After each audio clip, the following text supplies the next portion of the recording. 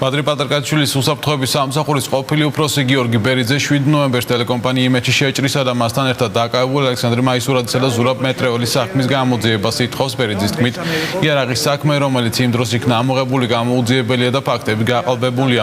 ბერიძის განმარტებით ტელეკომპანიაში შეჭრა პატარკაშვილის ქონების ხელში ჩაგდებას ემსახურებოდა. სამსახურის გენერალური დირექტორი მე მოვითხოვ, რომ ის ფაქტი დაგვაფინანსა მოგცა უამბობენ იმედში შეჭრაზე, საუბარია აპარატურის განადგურებაზე, ხალხის დისკრედიტირებაზე, ჟურნალისტების თემაზე, მაგრამ ყველგან სიჩუმეა, რომ კონკრეტული პირები დაპატიმრებულ იქნან, დასამართლებულ იქნან, დადებულ იქნა უამრავი იარაღი და ამ იარაღის საშუალებით აპირებდნენ ბადრის მისი მეგობრების და მისი თანამშრომლების დისკრედიტირებას. პრაქტიკულად ეს აქცია იყო იმიტომ, რომ გაემართლებინათ იმედში შეჭრა, გაემართლებინათ ქონების წართმევა, გაემართლებინათ ბადრი პატარკაშვილის დაჭერა.